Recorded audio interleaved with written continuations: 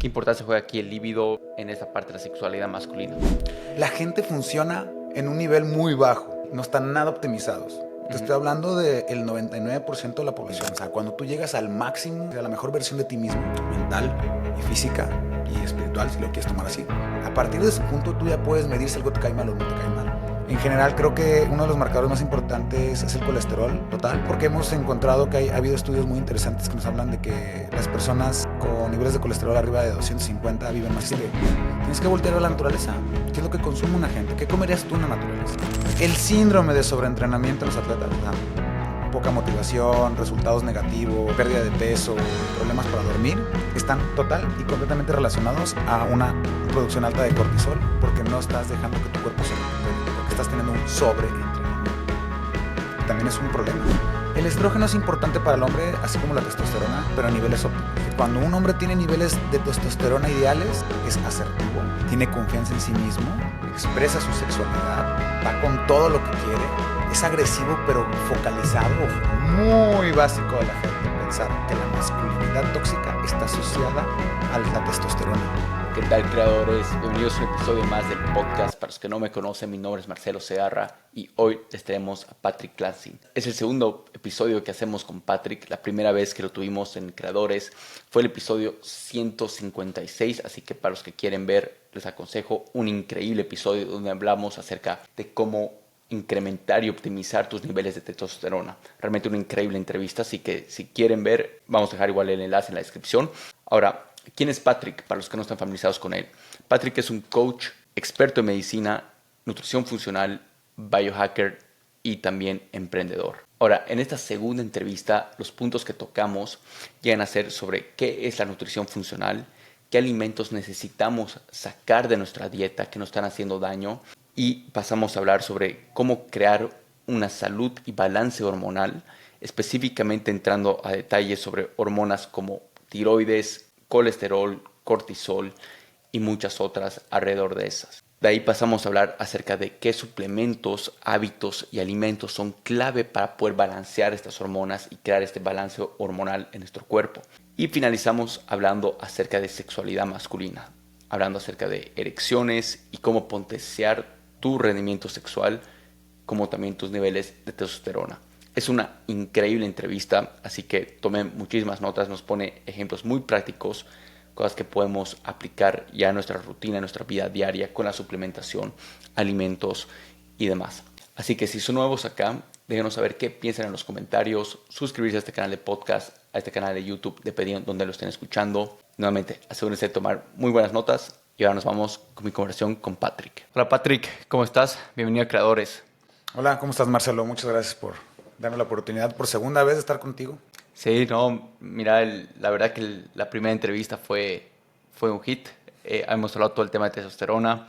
A muchas personas de la audiencia le ha encantado. Creo que era la primera vez que escuchaban ejemplos sumamente prácticos. Entonces quería repetir esto, pero obviamente no hablando del mismo tema, hablando de lo que son otras hormonas cruciales del cuerpo para poder optimizarlas, pero arranquemos quizás entendiendo la base, que para mí gran parte de optimización hormonal llega a ser igual la nutrición. Hablas igual tú un montón del tema de la nutrición, por ejemplo, nutrición funcional. ¿Por qué no nos explicas, uno, qué es la nutrición funcional? Sobre eso vamos partiendo. Ok, me parece muy bien. Bueno, como tú lo mencionas, efectivamente, la base de todo es la nutrición. Vaya, si tú te pusieras a pensar la cantidad de sustancias que ingresan a tu cuerpo a través de la nutrición y la gente tuviera un poquito más de conciencia de que todo lo que comen se va a transformar en partes estructurales de su cuerpo, incluyendo hormonas, proteínas, etcétera, pues yo pienso que habría un poquito más de preocupación acerca de lo que deberíamos de comer, ¿no? Una frase que me gusta mucho es la de Hipócrates, que dice que tu alimento sea tu medicina y tu medicina sea tu alimento, y eso es muy cierto, ¿no? Poniendo un poquito de antecedentes, la gran mayoría de las enfermedades crónico-degenerativas del ser humano provienen de la alimentación que tenemos actualmente. Hay muchos estudios muy interesantes, de culturas tradicionales de cazadores y recolectores que no sufren las mismas enfermedades que sufrimos nosotros que vivimos en la civilización. ¿Por qué pongo antecedente esto? Porque, bueno, a mí me gusta mucho, vamos a decir, el marco nutricional que se usa en la medicina funcional. Ok. ¿No? Y prácticamente es la base que yo utilizo para todas las consultorías o consultas que realizo, ¿no? Y la medicina funcional viene pues prácticamente de lo que es la medicina ancestral. O sea, fue un movimiento que surgió hace más o menos unos 20 años, en las cuales la gente empezó a decir, a ver, necesitamos mejorar la alimentación, como que sentimos que la American Heart Association o que las instituciones americanas que nos están tratando de enseñar cómo comer, como que no No están va. dando en el clavo, ¿no? Ujú. Y también como una situación de curiosidad personal. Yo estudié medicina en Monterrey y en la Facultad de Medicina nunca nos enseñó nada de nutrición. De hecho, en los planes de estudio de medicina hay muy poca información acerca de nutrición, que debería ser como que primordial, No solamente ¿no? para medicina, creo que cualquier persona que esté viva necesita saber qué está metiendo al cuerpo, ¿no? Claro, pero yo lo Pero digo... obviamente sí. alarma que las personas de medicina, sí, pero obviamente como comentario, pero Sí, es triste, totalmente, ¿no? sí, sí, sí, Entonces, sí. este movimiento que es Ancestral Health Mm, empezó a darse cuenta que los médicos ya nada más estábamos recetando y recetando medicamentos que nos quitaban los síntomas, pero no encontrábamos el porqué de la enfermedad, ¿no? Entonces, a mí me gustó mucho y luego pues empecé a PaleoFX, ¿no? Empecé a juntarme con gente, a leer autores que son médicos, que pues tienen otra forma de pensar acerca de la alimentación y de la medicina. Y en ese entonces, pues, se empezó a formar ya lo que es la medicina funcional como tal, ¿no? ujú. Que es ya ese movimiento a nivel mundial de varios médicos que están tratando de enseñar a la gente qué es lo que deberíamos de comer, no basados en una opinión tendenciosa Ujú. que favorezca a la industria alimenticia o a la industria de los medicamentos, ¿verdad?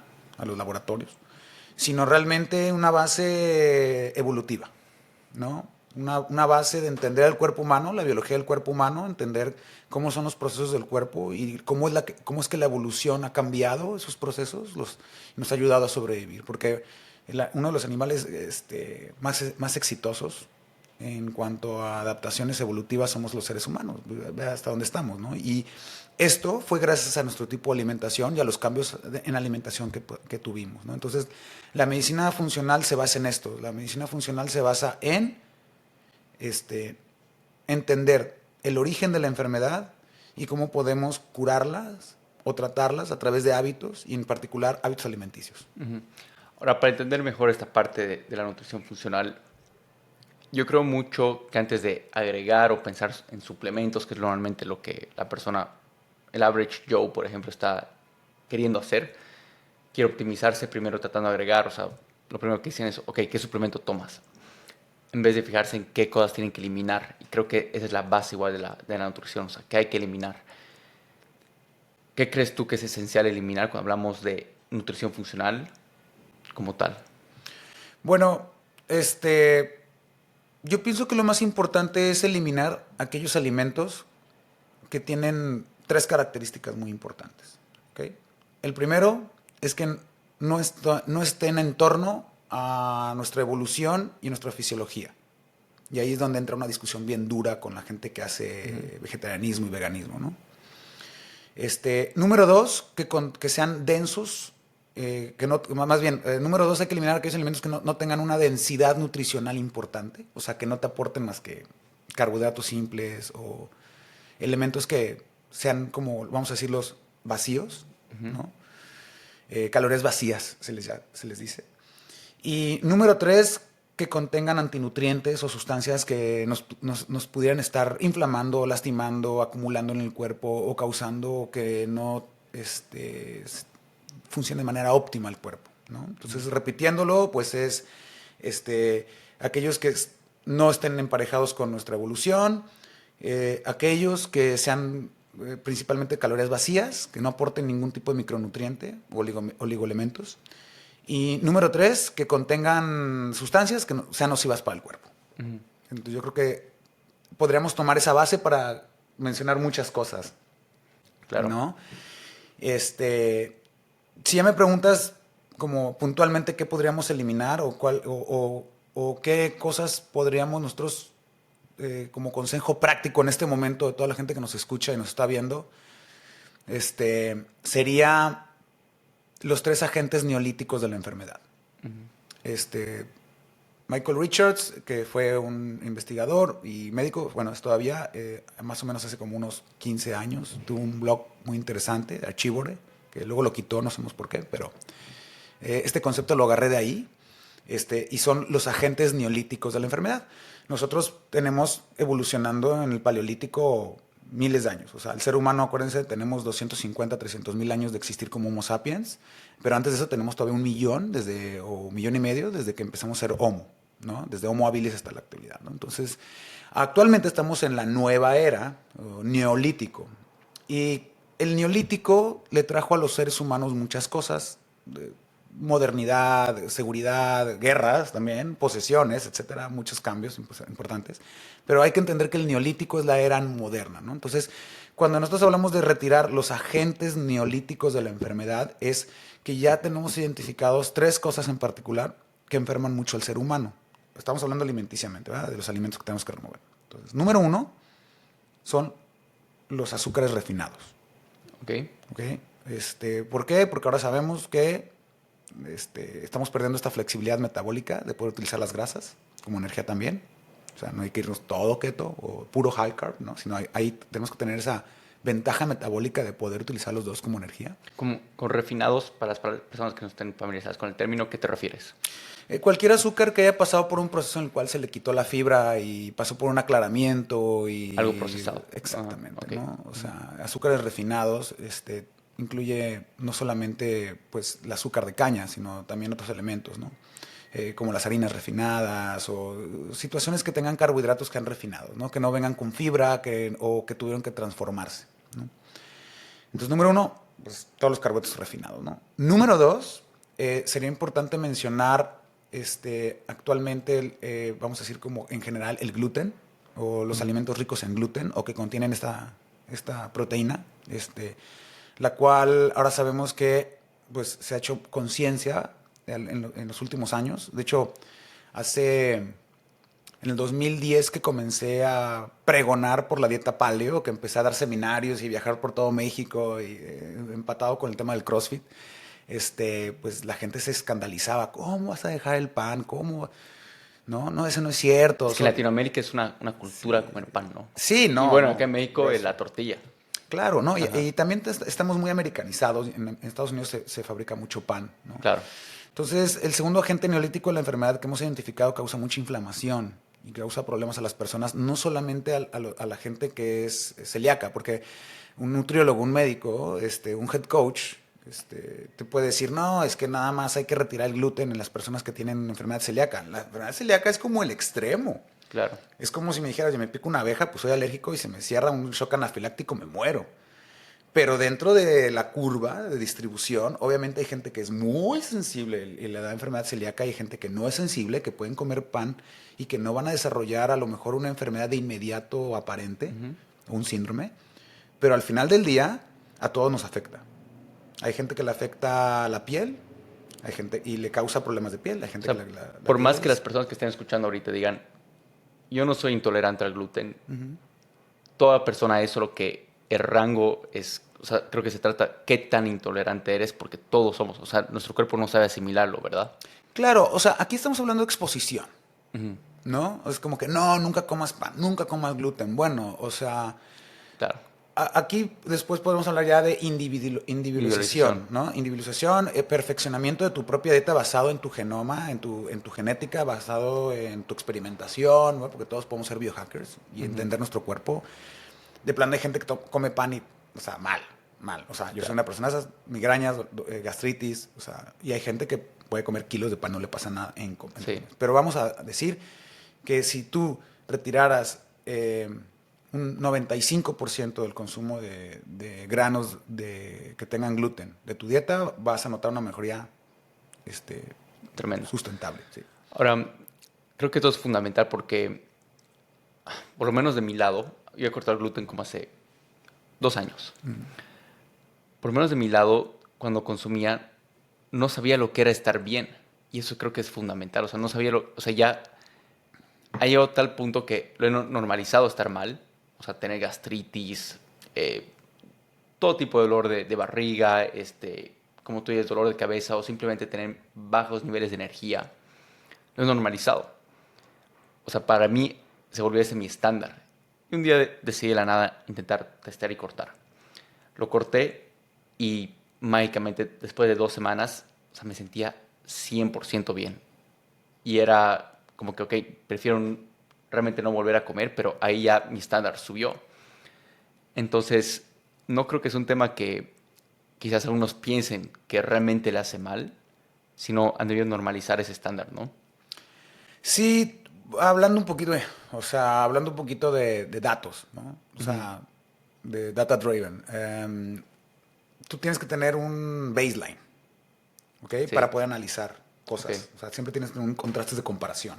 Como tú mencionas, No hay. si tú siempre es de que pues, me da gastritis, me da colitis o tengo migrañas o la gente funciona en un nivel muy bajo. Sí, No están nada optimizados. Te ujú, estoy hablando del 99% de la población. sí, Te digo porque estuve muchos años dando seminarios, consulté a miles de personas, o sea, tuve una práctica clínica muy activa y todos los pacientes, siempre que les hacía evaluaciones de medicina funcional para saber cómo estaban realmente funcionando desde una perspectiva biológica, pues todos tenían fallas, ¿no? ¿Qué pasa? Cuando tú de repente remueves algo y te sientes sensacional, no es de que te sientas sensacional o ha sido mágico, simplemente tu baseline cambió. Y ahí ujú, deberías de empezar tu baseline. O sea, cuando tú llegas al máximo, vamos a decir, a la mejor versión de ti mismo, mental y física y espiritual, si lo quieres tomar así, a partir de ese punto tú ya puedes medir si algo te cae mal o no te cae mal. Entonces, creo que el tema del gluten, definitivamente yo, dentro de los 3 agentes neolíticos, recomiendo quitarlo igual que el azúcar y tu baseline va a cambiar, ¿no? Y el tercer elemento de cosas que deberíamos de eliminar de la dieta son los aceites vegetales de cocina, que es sí, un problemón, grande. ¿no? O sea, Ujú. yo no sé por qué a la gente le encanta andar cocinando con aceite de motor casi casi, ¿no? O Pero es que sea, igual es barato es muy hoy en barato. día. Ujú. Eso y lamentablemente sufrimos de una campaña de medios dura a partir de los 50 que empezó todo ese rollo con Ansel Case, que bueno, es una historia muy larga, pero un investigador se le ocurrió hacer una investigación que era de 7 países, pero resulta que no son 7, eran 14, quitó unos para confirmar su teoría de que las grasas saturadas causaban problemas cardíacos. Eso, gracias a Dios, ya sabemos que no es cierto. Ujú. De hecho, en su lecho de muerte, Ansel Keys se arrepiente y dice que pues no, o sea, que sí había hecho trampa, vamos a decirlo así, en sus investigaciones, pero ya había hecho un daño tremendo.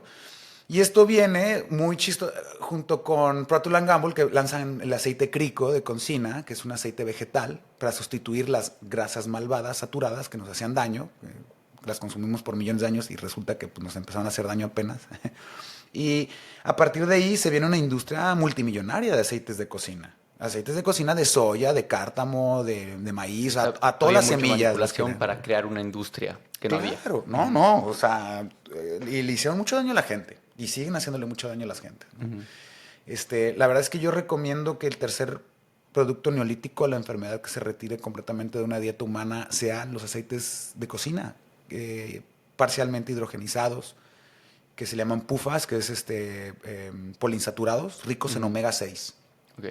¿Ok? El omega 6 no es malo, simplemente el exceso de omega 6 causa inflamación crónica en el cuerpo, ¿no? El omega 6 se pelea por la misma enzima que transforma el omega 3 EPA a DHA, que es lo que a ti realmente te funciona para tu cerebro y todos tus procesos.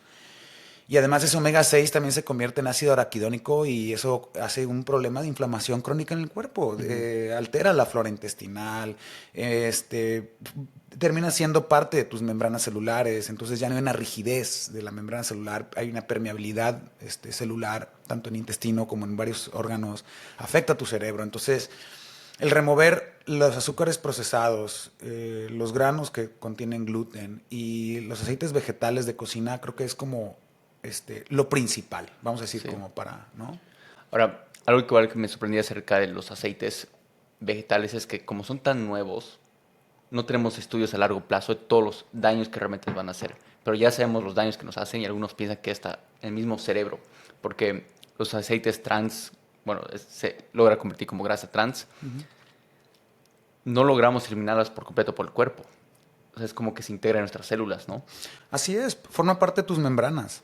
O sea, las membranas están hechas de una doble capa lipídica. Estamos hablando de fosfolípidos, ¿no? Y si tú estás ingresando en tu dieta una dieta alta en esos tipos de aceites, obviamente va a formar parte de tus células. Y esto contribuye incluso ya hablando un poquito más profundo, en daño dentro de la célula, daño dentro de las mitocondrias, daño dentro del núcleo, porque una membrana que no es rígida, una membrana que no está hecha de grasas que realmente están diseñadas para las células, lo que termina sucediendo es que pasan radicales y empiezan a dañar toda la replicación del ADN, y nosotros sabemos que ya hay un tema con el NAD, con las citrulinas, la reparación celular, el envejecimiento, la pérdida pues de años de vida prácticamente, y también neoplasias, que es el cáncer, ¿no? Entonces, como tú dices, todavía hace falta muchos estudios. De largo plazo. ¿No? Es difícil. Si habláramos de estudios, bueno, existe una cantidad de ciencia basada en estudios observacionales. De hecho, la nutrición humana las opiniones de toda la gente en la nutrición humana. Si tú ves un influencer, ves un médico, ves un nutriólogo en redes sociales, pues prácticamente todas sus recomendaciones vienen de estudios y se pelean por los papers, los famosos papers, pero si tú sabes de metodología del estudio, o de la investigación científica, en realidad todos esos papers que se han hecho de nutrición, aparte que es muy caro hacer un doble ciego controlado o estudios controlados, casi todos son observacionales. Y la observación, o sea, no explica un fenómeno, simplemente explica una probable asociación. Entonces todo el mundo se agarra, se sube en su macho y empieza a decir sarta de cosas basadas en estudios observacionales. Oye, Patrick, ¿por qué tú recomiendas, si no hay estudios suficientes o no hay un soporte como tal, para dejar mis aceites vegetales? A mí Nutrioli, a mí Oleico, a mí PAM, a mí todos me dicen que la American Heart Association apoyan estos, que no me va a causar problemas cardíacos. Bueno, volvemos a lo mismo. Hay que tomar en cuenta hay que tomar en cuenta un tema evolutivo. ¿Cuántos miles de años llevamos consumiéndolos? Nada. 60 años, 70 años. Versus cuántos miles de años hemos estado consumiendo grasa animal y grasa natural. Sí, es aplicar una teoría first principles, ¿no? Cuando tú no tienes algo que te responda una pregunta como tal, así, vamos a decir, de una perspectiva científica, tienes que voltear a la naturaleza. ¿Qué es lo que consume una gente? ¿Qué comerías tú en la naturaleza? Si las grasas saturadas causaran enfermedades, en realidad, problemas cardíacos. Nos hubiéramos muerto hace años. Pues sí, no hubiéramos sobrevivido. O sea, la evolución es letal. Si no te adaptas, te mueres. Claro. ¿Estamos de acuerdo? Sí, sí, sí. Entonces es importante. Ahora, ¿qué opinas del mercurio? Es un problema junto con todos los metales pesados que hay. O sea, el problema es de que, bueno, aquí hay un tema que es el cambio climático y la contaminación del planeta y todas esas cosas, ¿no? Cambio climático es un tema muy controversial. Si tú observas, estamos en la cuarta glaciación todavía. O sea, hay cambios de clima muy severos en el planeta, ¿no? Aquí hay que hablar más bien de la contaminación y del impacto ambiental que tiene la contaminación en el planeta. Y aquí, hablando del mercurio, es un problemón.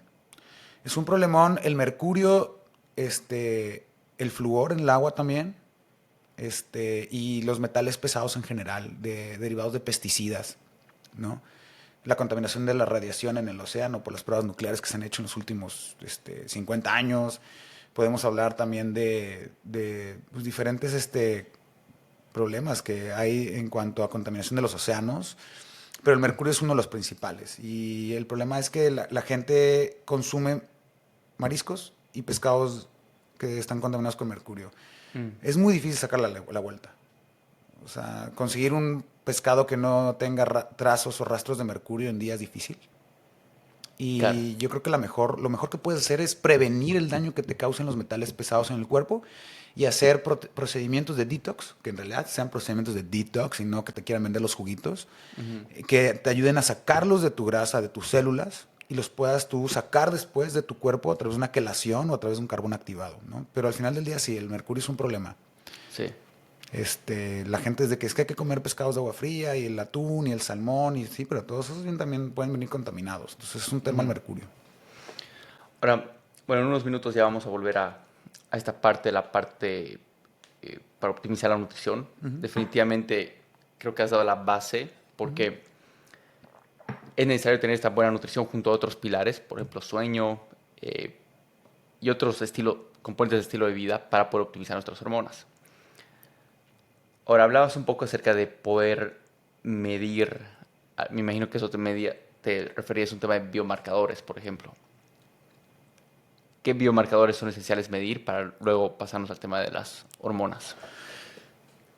Bueno, mira, el tema de biomarcadores es difícil porque para empezar la forma en la que se deben de interpretar, o sea, no debe ir en torno a la forma en la que te sugieren los laboratorios que deberes interpretarlos. O sea, por ejemplo, vamos a decir que yo tomo en cuenta que un biomarcador importante es el colesterol y el límite es en 200. Pues sí, pero hace años estaba en 250 y hace más años estaba en 300, ¿no? Y bueno, entonces poniendo como ejemplo esto, pues antes de lanzarse a hacerse exámenes de sangre, o pruebas genéticas, o etcétera, creo que es importante el primero, antes que nada, considerar quién lo va a interpretar y con qué contexto, ¿no? Y bueno, poniendo un poquito de antecedente esto, es importante considerar que todo lo que yo les recomiende o los marcadores que yo les diga, pues bueno, son situaciones que a lo mejor no van en torno o no están alineados con las farmacéuticas o los laboratorios, pero sí es importante considerarlos. Uno de los marcadores más importantes que yo le pido a mis pacientes es la proteína C reactiva, por ejemplo, ¿no? La ultrasensible. ¿Por qué? Porque la proteína C reactiva nos puede dar mucho entender qué tan inflamado estás, qué tanto estrés oxidativo tienen tus células, qué tan estresado te encuentras, ¿no? ¿Cuáles son niveles óptimos? Pues mira, en realidad depende del laboratorio. Pero vamos a decir que estás arriba del rango que tu laboratorio te dé, significa que estás probablemente muy inflamado. O sea, hay diferentes test reactivos. Aquí más que hablar de niveles, porque puede ser un poco prejuicioso hablar de niveles, porque cada laboratorio tiene sus rangos, ¿no? Okay.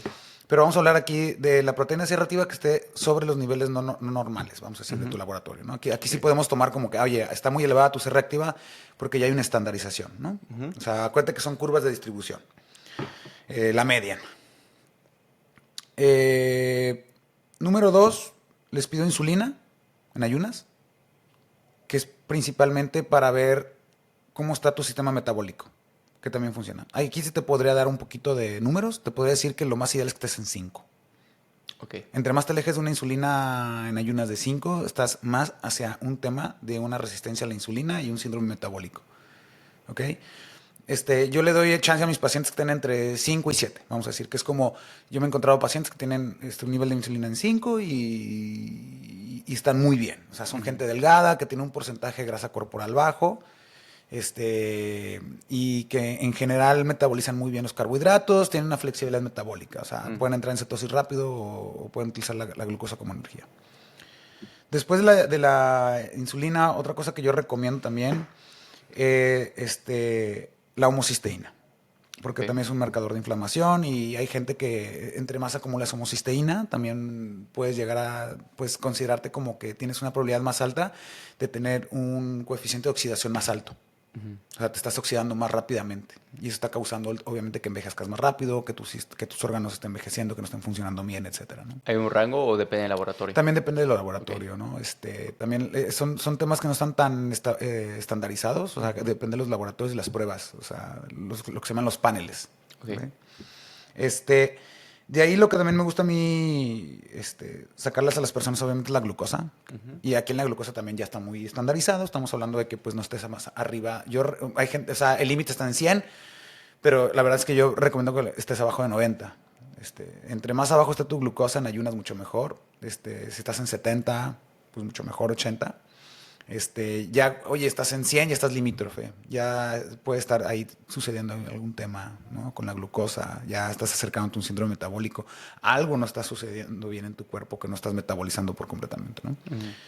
Otro tema para mí sería también, pues, lípidos. En general creo que uno de los marcadores más importantes es el colesterol total.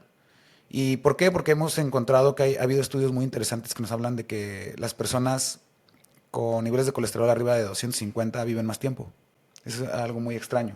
Ahora sabemos que mucho de la longevidad está ligado al colesterol. Y mucha gente que nos está observando, nos va a observar, podría decir, oye, pero mi doctor me dice que arriba de 200, la probabilidad de que yo tenga un infarto es bien alta. Y tengo que tomar estatinas. Sí, acá te quiero hacer un paréntesis. ¿Eso te refirió a colesterol total? Sí, colesterol total. Ok, porque luego hay subdivisiones del colesterol, ¿no? Sí, el LDL y el HDL y del las LDL? apoproteínas. ¿De cuál? Del LDL. Mira, el LDL y el VLDL se han utilizado por muchos años como marcadores asociados a riesgo cardiovascular. Han sido bien satanizados, demonizados como tal. Pero volvemos a lo mismo, es el contexto. O sea, imagínate, vamos a decir que te llega una persona que hace deporte, que cuida su dieta. Que tiene muy buena epigenética, o sea, muy buen estilo de vida. Exacto, que está generando una excelente epigenética.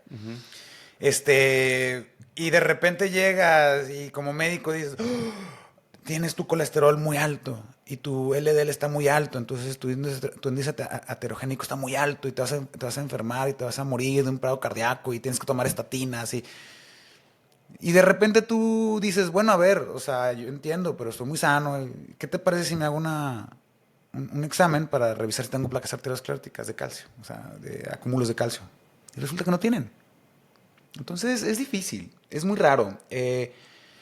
No hay hay un consenso mundial en cuanto a qué es lo que puede causar un problema cardíaco, pero en general el colesterol cada vez pierde más fuerza en ese contexto. O sea, ahora ya los médicos funcionales y médicos muy actualizados toman en cuenta otras cosas como la proteína C reactiva, como la inflamación crónica, la insulina, exactamente, ¿no? Obviamente hay muchos estudios que te dicen de ApoA y ApoB, que pueden predecir incluso si vas a tener problemas cardíacos y no, pero es muy extraño porque ha habido estudios que gente que tiene un colesterol alto no se infarta. Gente que tiene el colesterol en su nivel y está tomando estatinas, se infartan. Gente que se infartó y está tomando estatinas, se vuelven a infartar. Gente que se infartó no está tomando estatinas, no se infartan. Entonces, está muy raro. O sea, en realidad creo que no hemos llegado al punto de que en realidad podríamos nosotros predecir un riesgo cardiovascular de manera muy exacta. Claro. Sí, sí. ¿No? Porque también entra el factor genético. Y entra el factor también, bueno, ¿qué deporte estás haciendo? O sea, estás teniendo un flujo laminar, se está lesionando tu endotelio por alguna razón. Es porque tienes un flujo laminar. Tú miras, oye, Patrick, pero hay atletas que caen muertos por un infarto, una placa arteriosclerótica. Sí, pero pues a lo mejor eran de cardio y un chorro de flujo laminar, lastimó, tú no sabes qué tipo de grasa están consumiendo en su dieta, en particular aceites vegetales de cocina. O sea, hay muchos factores, ¿no? A mí me gusta más que todo considerar el colesterol porque volvemos a lo mismo. Si vamos a hablar de optimización hormonal, el colesterol es básico. Porque del colesterol vienen todas las hormonas sexuales del cuerpo. Y ahí es la base de las hormonas sexuales del cuerpo, el colesterol. Entonces también si tienes niveles muy bajos de colesterol, como hemos visto en personas que consumen estatinas y tienen el colesterol en 150, 120, son personas que no tienen líbido. Son personas que tienen un riesgo alto de padecer cáncer porque sus membranas celulares no se están formando correctamente, etcétera, ¿no? Entonces, creo que hay que ver el colesterol más como una hormona de la longevidad, más como una molécula que te causa daño o te causa enfermedad, ¿no? Sí. Oye, tú me estás hablando de que tiene 300, pero también tiene 400 de triglicéridos, porque está come carbohidratos. Entonces tiene un índice de oxidación muy alto, de glucosilación celular muy alto. Bueno, a esa persona sí se va a infartar. Estás como que empaquetando todas las cosas que podrían causarles infarto. Entonces es importante interpretarlo, ¿no? ¿Qué correlación tiene el cortisol con el colesterol? Pues principalmente el cortisol tiene una correlación con el colesterol. Mucha gente, es que, mira, todo comienza en el hígado y en la gluconeogénesis y en todo el proceso de qué hacemos con todo ese carbohidrato, ¿no? O sea, el cortisol es una hormona del estrés, pero el cortisol también te hace que te despiertes, el cortisol hace que muchos procesos funcionen correctamente. Pero hablando de, vamos a un distrés, de un estrés alto, pues primero, antes que nada, vas a estar produciendo un montón de adrenalina junto con el cortisol. O sea, las glándulas suprarrenales producen un chorro de adrenalina, noradrenalina y cortisol. Por eso cuando estás crónicamente estresado y tienes el cortisol muy alto, lo que termina sucediendo es que hay una inhibición y entonces tu cuerpo ya no está produciendo correctamente adrenalina, noradrenalina y tienes un cansancio crónico. Pero por otro lado también, esto hace que tu hígado constantemente esté convirtiendo toda esta glucosa en grasa y también esté contribuyendo a un problema metabólico. ¿Okay? La relación entre el colesterol y entre el cortisol crónico o el cortisol alto crónicamente es porque al final del día toda esa grasa de novo, todos esos carbohidratos, o sea, vamos a decir, toda la producción de grasa en el hígado que se está transformando, tiene que ser transportada. ¿Okay? Entonces, ¿qué sucede? Tu colesterol lo usas como parte de lipoproteínas para transportar grasa que estás formando a través del hígado, o lo vas a usar para usar hormonas, o lo vas a usar para que sea parte de tus células. Entonces, cuando tú tienes un problema de cortisol crónico, obviamente esto va a impactar directamente tu colesterol y la forma en que lo usas. Mucho colesterol, bueno, eso significa que vas a tener problemas de regulación hormonal. Vas a tener testosterona baja por el estrés crónico. Aquí estamos hablando de la relación, ¿no? Sí. Entonces, por eso es importante bajar el cortisol. Si no, tú no bajas el cortisol, no puedes perder peso. No tienes una buena betoxidación. No estás liberando correctamente la grasa. No la estás metabolizando. No traes energía. Y además, el cortisol crónico también te causa muchos problemas hormonales. Hay una alteración en casi todas las hormonas del cuerpo y en la producción de hormonas del cuerpo. Porque obviamente todo es un loop que está regulado y que está interconectado entre la hipófisis, las glándulas del cuerpo, los precursores de las hormonas, etcétera, ¿no? Ahora hablemos sobre cómo optimizarlos, cada uno de estos. Primero, el colesterol. Si una persona que está escuchando esto, y quizás el mismo ejemplo puedo ser yo. Hace poco me he vuelto a hacer unos exámenes, tenía un LDL muy alto y pasaba lo mismo que me dijiste. O sea, yo sé que lo mío es genético, un componente, pero también sé que es por el estilo de vida igual que tengo. O sea, como me encanta la carne, ¿no? Lo debo comer casi diariamente. Entonces, ¿cómo podemos optimizar esta métrica? O sea, yo sé que no estoy en ese rango de cáncer porque me he hecho igual exámenes para confirmarlos, pero no cáncer de paro cardíaco, no de obstrucción De arterias. de arterias. Ajá. Entonces, ¿cómo podríamos optimizar esta hormona de colesterol como tal? Primero, para optimizar el colesterol, o sea, vamos a decir, optimizar significa tener niveles ideales. Sí, niveles ideales. Primero, hay que tener una salud metabólica. O sea, tener muy bien tu flexibilidad metabólica. O sea, no estar todo el tiempo consumiendo carbohidratos, pero tampoco estar todo el tiempo consumiendo grasa. O sea, tienes que estar constantemente switchando, como en la naturaleza. ¿Cómo nosotros estaríamos en la naturaleza constantemente? Pues periodo de ayuno, entras en cetosis, o no consigues las frutas porque no es temporada, entonces ¿qué termina sucediendo? Entras en cetosis. Empieza a funcionar a base de energía de la grasa. ¿Y qué pasa después? Después de unas semanas o un mes o unos días consigues carbohidrato. ¿En forma de qué? Fruta y miel, punto.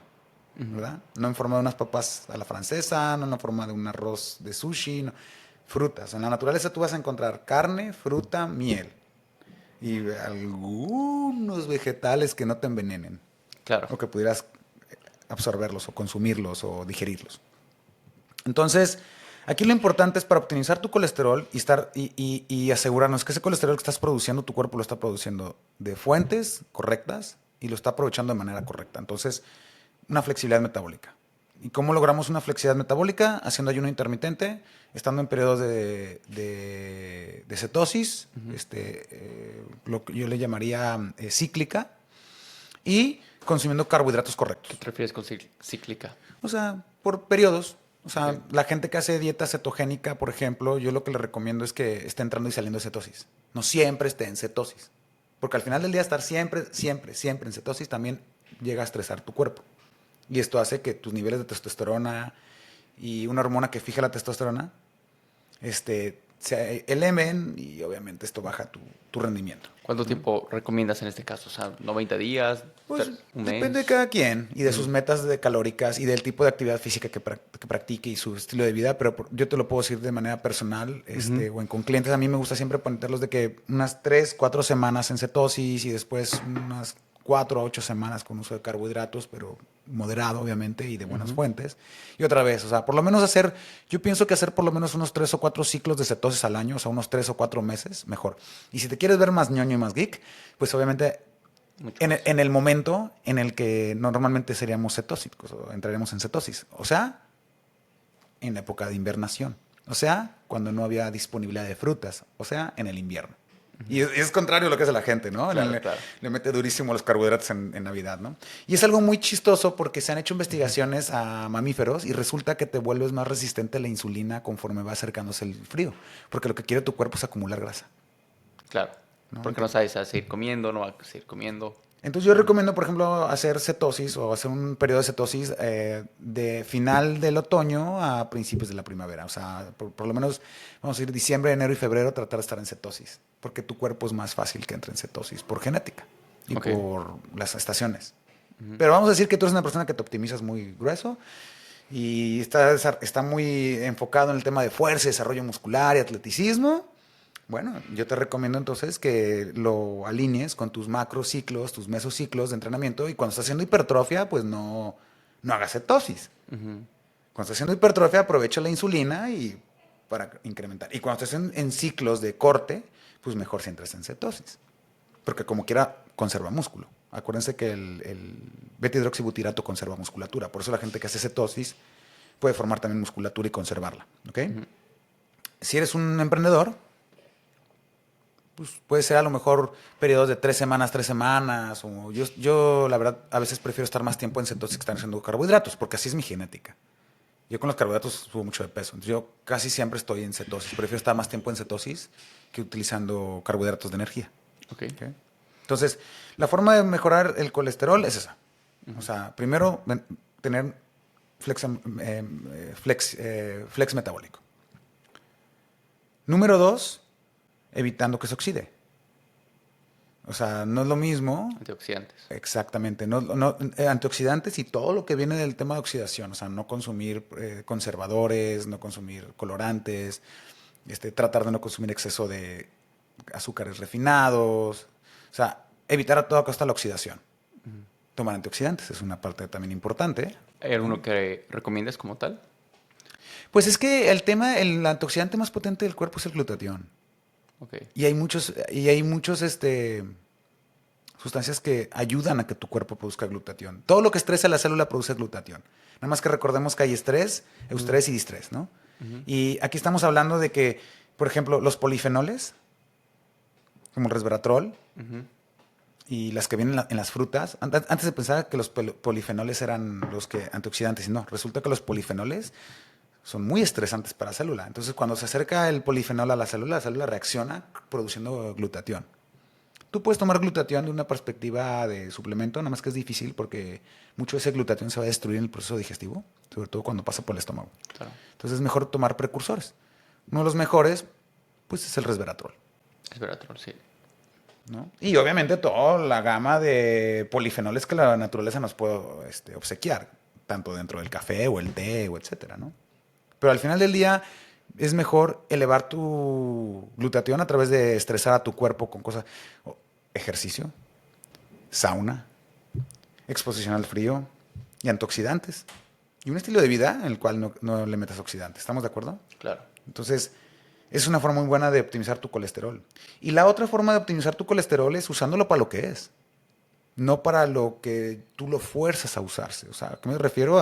Llevas una dieta alta en carbohidratos, estás come carbohidratos, tu hígado va a decir, a ver, espérame, o sea, ya los músculos están llenos, ya yo hígado estoy lleno, y obviamente no puede permanecer este carbohidrato o esta glucosa en sangre porque me va a oxidar y porque va a elevar mis niveles de glucosa, esto va a glucosilar mis proteínas. Bueno, hay que transformarlo en algo que yo pueda guardar. Lo voy a transformar en grasa. Y esa grasa tiene que ser transportada por lipoproteínas. Claro.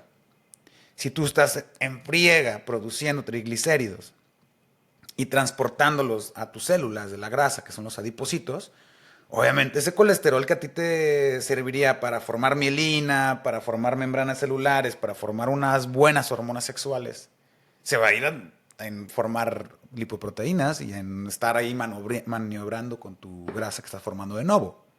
Entonces, la forma más correcta también de mejorar el colesterol es usándolo para lo que es y no distrayéndolo. Ok. Entonces no abuses de los carbohidratos. Ujú. Ahora hablemos del cortisol. ¿Cómo lo utilizamos? El cortisol. Porque está bien igual demonizada, satanizada como hormona, ¿no? Creo que hay muchas cosas también satanizadas, también el colesterol. Sí, también. Es que el colesterol, y para empezar, el colesterol no es una grasa, es un esterol, es un semialcohol. Ujú. El cortisol también está demonizado.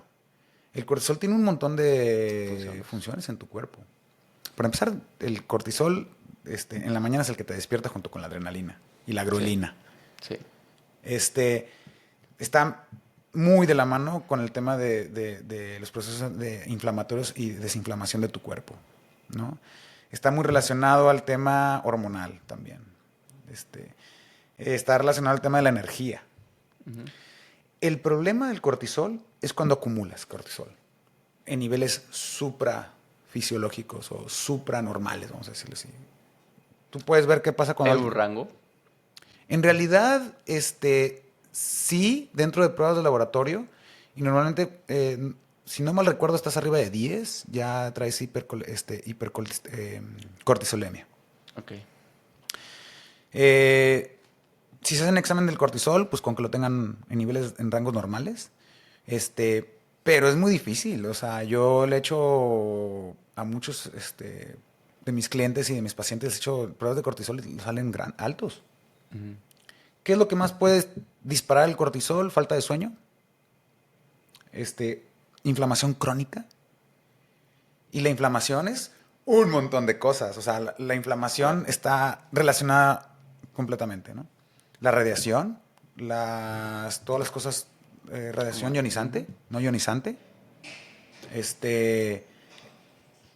Cómo manejas el estrés diario. Alteraciones del ciclo circadiano. Exceso de ejercicio. Alimentación que provoquen activación del sistema inmunológico. Creo que la depresión igual. Sí. Ujú. Hay muchas cosas que pueden joder tu cortisol, ¿eh? Ujú. Es increíble. O sea, la gente dice, es que no entiendo por qué no tengo un cortisol tan alto si no soy tan estresado. Ujú. ¿Sí me explicó? Y al final del día, pues a lo mejor es una persona que eres muy relajada, a lo mejor vives en la playa y te dedicas a cosas que no te estresan, pero ¿y cómo está tu consumo de oxalatos y antinutrientes? ¿Estás consumiendo mucho gluten? ¿Cómo está tu exposición a la luz azul? ¿Dónde pones el celular? ¿Qué tan cerca estás del módem? Y muchas cosas muy importantes, O ¿no? sea, Contaminantes del ambiente. acá lo importante es saber que no, o sea, con el cortisol no queremos eliminarlo, que es algo que muchos, entre comillas, quieren. O sea, no estar estresados y demás. Pero queremos poder balancearlo adecuadamente porque eso va a balancear y crear una optimización hormonal. Totalmente, claro. Porque recordemos que hay una glándula en el cerebro, que es la glándula reina, Ujú. que produce muchas hormonas que estimulan a que tus glándulas produzcan otras hormonas finales. ¿Ok? La hipófisis, adenohipófisis. Y el cortisol tiene una afectación directa sobre la hipófisis y la adenohipófisis, perdón. Cuando tú tienes niveles altos de cortisol, aparte también te afecta muchísimo todo el tema metabólico, porque recordemos que para que tú puedas hacer lipólisis y luego beta oxidación, requieres de adrenalina y noradrenalina. Y si ya tienes unas glándulas suprarrenales cansadas, te vas a despertar todos los días jodido, sin energía, vas a estar acumulando grasa, no vas a pensar correctamente. Y no solamente la gente que es así, que tiene mala alimentación o tiene problemas de ser muy que no se mueven, ¿cómo se llama? Bueno, son personas que no son muy activas en el día. Ya. Sedentarias, perdón. Sedentarios, Así sí. es. También los atletas de alto rendimiento. Yo por muchos años fui consultor de atletas de alto rendimiento, corredores de autos, campeones mundiales de box, futbolistas, o sea, atletas hardcore, duro. Y muchos de ellos traen cortisol bien alto. ¿Sabes por qué? Porque obviamente no tienen una buena dieta, porque la nutrición deportiva a veces es muy mala en ciertos clubs o Claro. ¿no? Y número 2, exceso de ejercicio. Exceso. Exceso. Ujú. El síndrome de sobreentrenamiento en los atletas, o sea, poca motivación, resultados negativos, pérdida de peso y problemas para dormir, están total y completamente relacionados a una producción alta de cortisol, porque no estás dejando que tu cuerpo se recupere, porque estás teniendo un sobreentrenamiento, que también es un problema. La gente piensa que descansar no es parte del entrenamiento, y sí, súper importante. Sí. Es igual de importante que hacer ejercicio, digamos, saber cómo descansar. Así es. Y esto igual del sobreentrenamiento, mira, yo no soy un atleta de alto rendimiento como tal, pero me considero como un atleta, ¿no? Porque hago todo tipo de entrenamiento y demás. Lo que me doy cuenta igual es de que estaba sobreentrenando mi cuerpo. Estaba técnicamente yendo al gimnasio todos los días y haciendo muchísimos ejercicios, que hay un punto que estaba sintiendo un burnout. O sea, ya no sentía pasión por ir al gimnasio, lo veía más como un deber en vez de algo como de estar agradecido y algo que logro hacer, que puedo hacer. Y creo que es algo que muchos, o sea, quizás hoy en día que están escuchando, se deben sentir así, porque yo me sentí así. Ahora, ¿qué otras cosas pueden optimizar en este caso el cortisol? Estaba escuchando un tema del ejercicio, por ejemplo, es un factor. ¿Qué otros factores pueden optimizarlo? Aquí, bueno, ya vimos que el cortisol tiene muchos efectos importantes en el cuerpo. No es malo el cortisol, simplemente es el exceso de él, etc. Aquí vamos a hablar de optimización, y la palabra asociada a optimizar tu cortisol es resiliencia. Incrementar tu resiliencia, que es la capacidad que tú tienes. Claro, para manejar y gestionar el estrés. Para manejar y gestionar el estrés. Siempre debes tener un estrés constante, pero no que tampoco sobrepase. Es una línea muy difícil a veces, ¿no? Claro. Y aquí, ser adaptables, y aquí viene la palabra adaptógenos. Hay varios efectos adaptogénicos y sustancias adaptógenas. A mí la que más me gusta es la fosfatidilcerina, porque es la que tiene más estudios de que baja el cortisol y lo regula. También podemos tomar en cuenta aquí el Bacopamoneri, podemos tomar también en cuenta el ginseng, el Panama ginseng, también podemos tomar en cuenta aquí la rodiola. Hay varias plantas y sustancias adaptogénicas que te ayudan a lidiar con la resiliencia al estrés. ¿Ok? Definitivamente el ejercicio te ayuda de forma así puntual. Si tú eres una persona que sufres de un estrés fuerte o crónico, porque eres una persona que no tienes un manejo mental, o trabajas en algo que te estresa mucho, o estás expuesto a radiaciones, etcétera, el ejercicio también ayuda mucho a la célula, o a las células del cuerpo, a tener una tolerancia más alta al estrés y no estar a cada rato haciendo que tus glándulas suprarrenales exploten. Porque aquí el problema es que cada vez que tú estimulas tus glándulas suprarrenales, liberas adrenalina y liberas cortisol. Y lo que hacen los adaptógenos y los procesos de resiliencia, o que incrementan la resiliencia, es como calmar a las glándulas suprarrenales. ¿Ok? Entonces, otro método para hacerlo es a través del sauna y los hielos. El ejercicio. La cetosis. También. El ayuno. Todo eso ayuda mucho a la resiliencia y a la adaptabilidad del cuerpo al estrés. Y obviamente es tu control mental. Eso te iba a decir. La mente. Estamos viendo que hay esta conexión muy fuerte entre cuerpo y mente. O sea, muy fuerte. O sea, si bien hemos hablado un poco quizás de hábitos al principio que van a poder afectar los niveles de cortisol, igual la mente, porque la mente no puede distinguir entre lo imaginario ni lo real. O sea, lo que estás imaginando va a causar el mismo nivel de estrés que algo que no. Claro. Y eso es algo interesante que estaba escuchando, es de que el ser humano es el único animal que técnicamente se preocupa o tiene estas visiones ya sea negativas o futuras y demás. Todos los animales viven el presente. Sí, es por nuestra área prefrontal. Es por nuestro cerebro creció un montón. Nuestra capacidad de resolver problemas y de adaptarnos fue tanta presión evolutiva que nos trajo cosas maravillosas como poder viajar al espacio y tener celulares, ¿no? Pero también, por otro lado, nos ha vuelto animales muy estresados desde una perspectiva mental. Claro. Y ahí el rey es, en mi opinión, una combinación de meditación o práctica de meditación y relajación y estoicismo. Definitivamente creo que en todos los años que llevo ya en este tema del biohacking y de la medicina funcional, creo que el combinar estoicismo con meditación como disciplina, quita muchísimo de ese estrés, ¿no? Porque hay muchos estresores. Oye, no consumo metales pesados, cuido mi dieta, hago ayuno, me meto al sauna, hago ejercicio, meto los hielos, ¿verdad?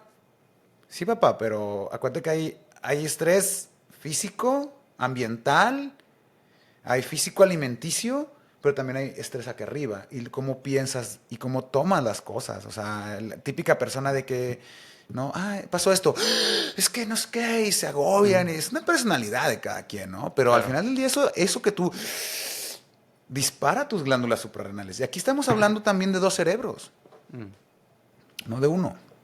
Porque recordemos que ahora también nuestro sistema digestivo es otro cerebro. Sí. Mucha gente se centra en este cerebro, pero también hay que centrarnos en el cerebro que tenemos en el estómago. Y otro elemento que yo recomiendo mucho para el tema de estrés es la flora intestinal. Que tú tengas un microbioma sano. Un microbioma sano producen bacterias que producen grasas esenciales para tu cerebro, producen hormonas que te ayudan a tu cerebro. Tienes un Creo que intestino produces permeable. más o menos que el cerebro, ¿no? Jue- Es increíble la cantidad. O sea, hoy en día no puedes hablar de salud mental sin hablar de salud digestiva o de microbiota. Está en la mano. Grueso, ¿eh? O sea, yo hace más o menos 10 años que comencé con todo este rollo. O sea, sí se sabía que sí, las bacterias y el intestino y la fermentación. Pero en los últimos años, o sea... Hacer los estudios. Sí. Perdón, no 10, casi ya, eso fue en 2000, ¿qué estamos? 2024, estamos hablando del 2011, perdón, estamos hablando de casi 23 años, 22 años. Wow. Paleo, era wow. Paleo, sí, qué chido y todo, pero ahorita entendemos, en ese entonces cuando estaba paleo apenas de que, sí, probióticos. Yo creo que los primeros probióticos así fuertes que se empezaron a promocionar, estos estamos hablando del Paleo FX más o menos como del 2016. Pues a partir del 2015, 2016, como que la gente empezó a ver el tema de los probióticos. Hoy en día es un boom. Miles de marcas de probióticos y prebióticos. Postbióticos también. ¿No? Pero creo que es importante ya hablar, o sea, tú no puedes hablar de medicina funcional sin hablar de la microbiota y el cerebro y la relación que hay. Estudios han demostrado, tú tienes una mala microbiota, tienes una alteración en tus bacterias en el intestino, causan depresión. Sí. Entonces creo que es importante, ¿no? Mencionar que para controlar el cortisol, pues es tener un cerebro limpio. Ahora, cambiando otras hormonas, hablemos primero quizás otra que está saturnizada, demonizada, que llega a ser tiroides. La tiroides. La tiroides es una hormona súper importante porque regula todo el metabolismo del cuerpo. Una persona que sufre de hipotiroidismo acumula grasa de inmediato. Una persona que tiene hipertiroidismo enflaca un montón. La tiroides es una hormona súper importante porque regula también otras hormonas del cuerpo. Recordemos que todo es un balance, ¿no? Y lo que más puede afectar la tiroides, obviamente aparte de la radiación ionizante, hoy en día sabemos, y hay una doctora que está haciendo mucha conciencia acerca de eso que se llama Sally Norton, y son los oxalatos. La tiroiditis de Hashimoto y todos los trastornos relacionados a problemas de la glándula tiroides se están empezando a dar cuenta que son ocasionados por acumulación de oxalatos en la tiroides. Y los oxalatos vienen en un montón de vegetales. ¿Cómo cuáles? La espinaca, por ejemplo. Los oxalatos también vienen mucho en el chocolate. Vienen en muchos productos vegetales. Y los oxalatos es un tema bien nuevo. Los oxalatos se acumulan en el cerebro y te causan problemas. Los oxalatos se acumulan en tus riñones y te causan piedras. Los oxalatos se acumulan en la glándula tiroides y te causan problemas inmunológicos en la tiroides. Los oxalatos son otro tema que también tiene 5 años más o menos, 4 o 5 años, que se viene haciendo mucha conciencia de ellos. Pero es un tema bien delicado, porque antes de entender qué son los oxalatos y por qué te lastiman, tienes que entender cómo se defienden las plantas y por qué no quieren ser comidas. Y aquí viene un concepto muy en alimentación que Claro. se está volviendo se está volviendo tendencia, que es una dieta basada en animales Mm. y alejarte de ciertos vegetales. En el tiempo en el que yo empecé paleo, era come un montón de espinaca y come un montón de Sí. cosas que, pues es que eso es paleo, o sea. Es sano, entre comillas. Y después nos empezamos a dar cuenta que, espérate, o sea, los animales se defienden con colmillos y golpes y corriendo y volando. ¿Cómo se defienden las plantas? ¿Qué plantas sí quieren ser comidas y qué plantas no quieren ser comidas? Y nos empezamos a dar cuenta que en los granos y en plantas había un exceso de lectinas, de antinutrientes, de oxalatos, de fitatos. Y hasta entonces llega un punto en que dices, oye, es que yo soy una persona bien sana. No sé por qué me dio tiroiditis de Hashimoto. Ya, y le hice caso al doctor Patrick y ya de hace mucho tiempo me quité el azúcar y me quité los aceites vegetales de cocina y me quité el gluten. Me quité también los endulzantes artificiales y como mis platones de ensalada con pechuga de pollo y...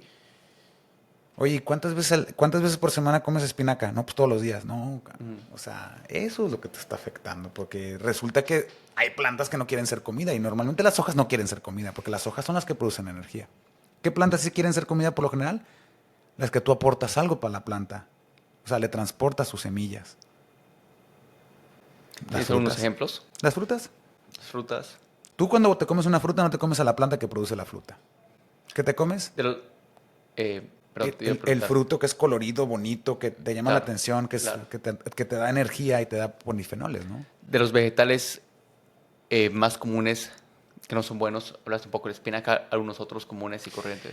Aquí entra ya casi todas las semillas, porque las semillas son los bebés de las plantas.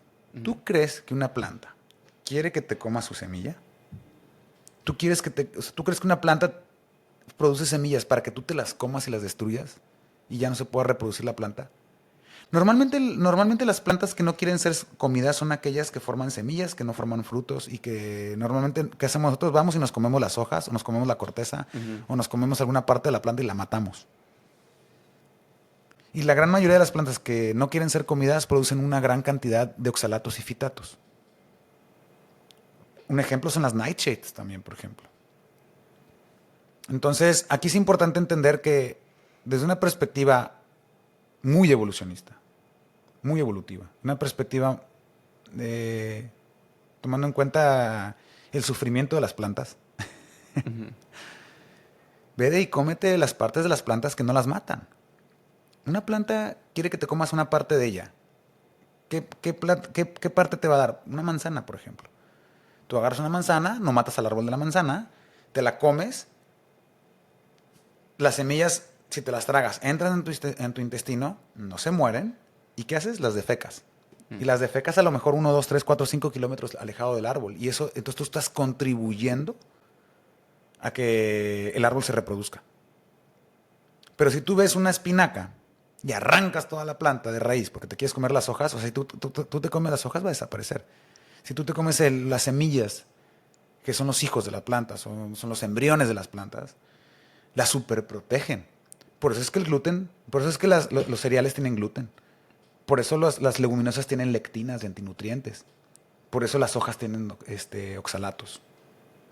Las plantas no quieren que te las comas. Y tú dirás, oye, Patrick, pero las vacas, ellos comen pasto. Y ya están, y en sí la vaca no absorbe el pasto. Lo que hace es que se comen el pasto y ellos rumean, y las bacterias en sus estómagos son las que rompen la celulosa a partir de un proceso de fermentación. ¿Y qué qué es lo que le dan las bacterias a las vacas de regreso? Ácido butírico, o sea, una grasa muy buena, proteínas y carbohidratos. En sí, la vaca no absorbe el pasto. ¿Estamos de acuerdo? Pero tú no ves a la vaca comiendo algunos vegetales en la naturaleza, van directo a los pastos. Entonces, para crear un balance hormonal de tiroides, ¿qué debemos agregar en cuestión de alimentos? Pues principalmente más bien evitar. Ok, es más evitar. Evitar principalmente, híjole, o la gran mayoría de los vegetales que contienen oxalatos. Oye, doctor, ¿cuáles? Bueno, métanse a internet, pónganle oxalatos, van a ver que hay muchas cosas que tienen oxalatos, o sea, sufrirle. porque consumimos un montón de cosas, ¿no? Yo te puedo decir que mi entrada número 1 de oxalatos al cuerpo es el café. Trato de medirme. El chocolate. Antes yo era bien chocolatero. Me encantaba el chocolate amargo, pero ahora sé que tiene un chorro de oxalato y el chocolate también ya lo limito. ¿De acuerdo? Antes también era yo de las ensaladotas. Ya no como tanta ensalada. O sea, si como una ensalada probablemente de arúgula o trato de consumirla, o sea, una vez al mes, una vez cada 2 meses. Me prefiero centrarme en los vegetales que sí quieren ser comidos, que son fruta y miel, ¿no? Y obviamente todo lo de los animales, ¿no? Todo, porque yo soy carnívoro, prácticamente igual que tú. Sí. ¿Por qué? Porque, pues, o sea, llevamos muchos millones de años consumiendo animales. Y otra forma también es, obviamente, evitando las semillas. Terrible, terrible, terrible la leche de almendra. Para todas aquellas personas que se van al Starbucks a comerse su... Es que dame mi cafecito, no con leche de vaca, porque la leche de vaca me causa problemas. Dame leche de soya o leche de almendra. Terrible. Tiene un montón de oxalatos, ese tipo de Además, leches. hablando de la leche de almendra como tal, o sea, lo que pasa acá es de que en su proceso de cómo la crean, de producción, seleccionan o sea, los desechos de las almendras, o sea, es la peor parte de las almendras, y eso lo convierten en leche, como para terminar de monetizar del proceso de producción como tal. Y esto es algo que no se habla, o sea, ha sido marketeado como algo saludable. Vas al supermercado, leche de almendra orgánica. Hay un libro muy bueno, que les voy a recomendar a todos que lo lean. Se llaman Toxic Superfoods. Y habla de que hay un montón de superfoods que son tóxicos. Sí. Mucha gente, por ejemplo, le encanta la cúrcuma. Sí, la cúrcuma es desinflamatoria hasta cierto punto, pero está llena de oxalatos. La espinaca, el cale.